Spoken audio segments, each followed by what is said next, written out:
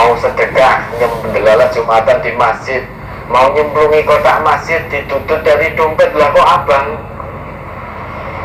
yang kedudut kok merah, setan masuk, nah kok oke men, golek yang warnanya lain saja, biru saja masih eman-eman, warnanya sing kluwu, apa aku rada klawu kuwi wae enak, itu bisikan setan. Kan infak sedekah kan tidak ditentukan kadarnya, sesuka hati kita, ya kan? Warna merah itu begitu mau masuk kotak infak tiba-tiba menjadi banyak, eman-eman. Tetapi kalau kita gunakan masuk ke mall, tiba-tiba berubah menjadi kecil sekali nilainya, warna merah. Sehingga kalau mau masuk kotak amal, kotak infak eman-eman. Tetapi untuk ke mall jor-joran, tidak eman-eman. Warna merah satu kurang, ke mall bawa warna merah yang banyak jumlahnya. Cuma kalau ke masjid mau masuk satu warna merah itu pun banyak yang eman-eman. Aduh, eman-eman iso tuku kuota.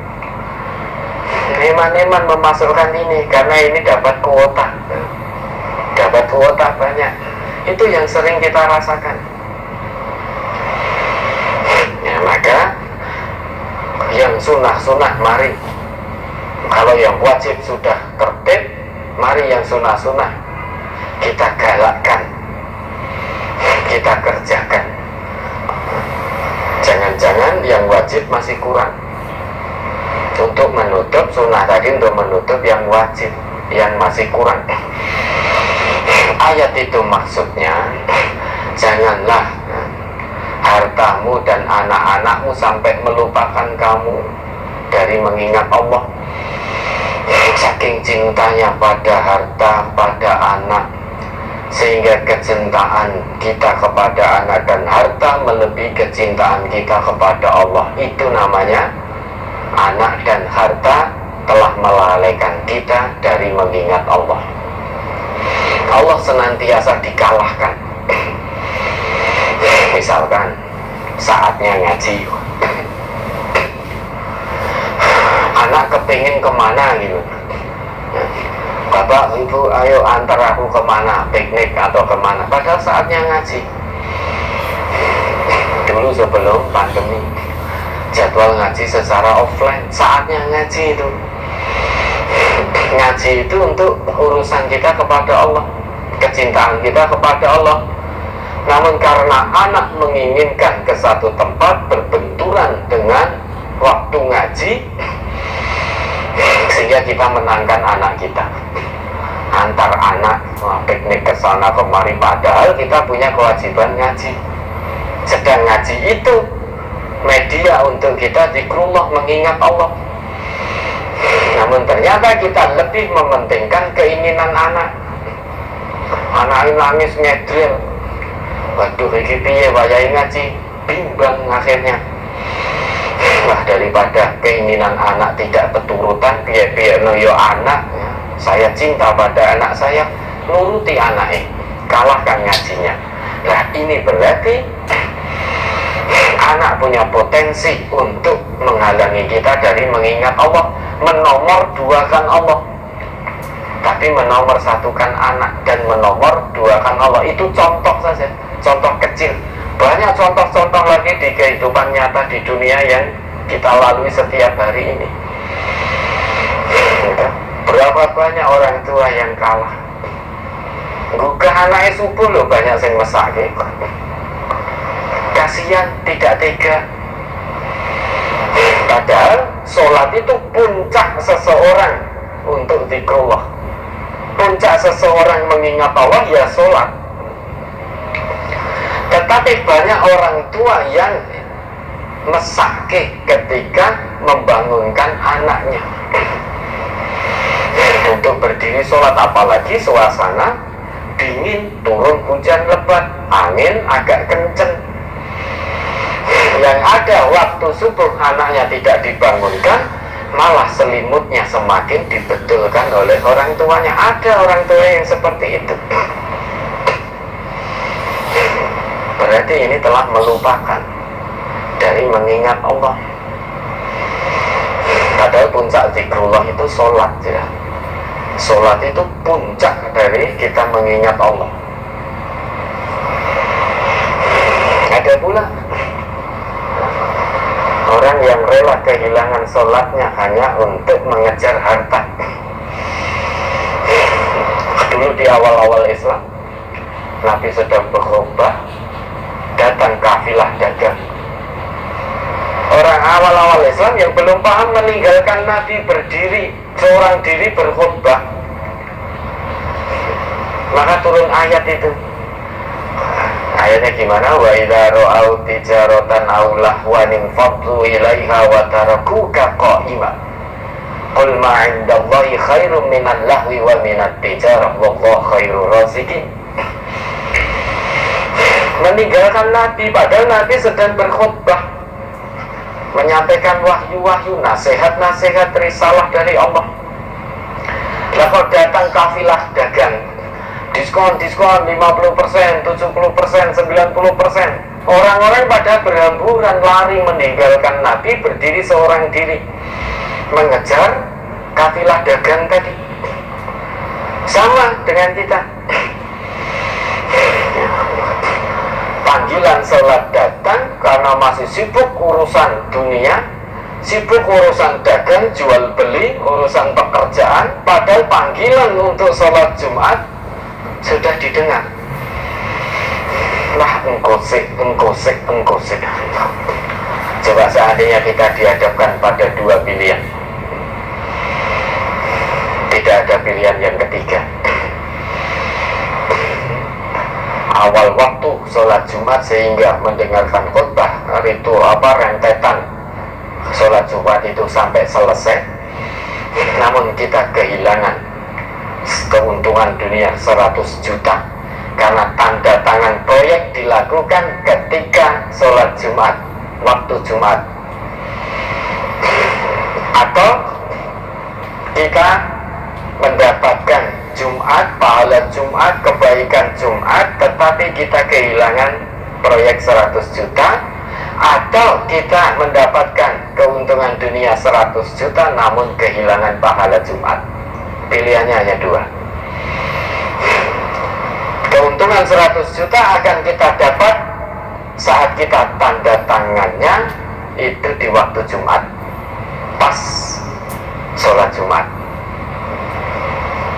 Kalau kita melewatkan tanda tangan itu, niscaya kita tidak akan mendapatkan keuntungan 100 juta. Karena ini kebetulan klien, ini tanda tangan, pokoknya waktunya ini, delala itu waktu Jumat.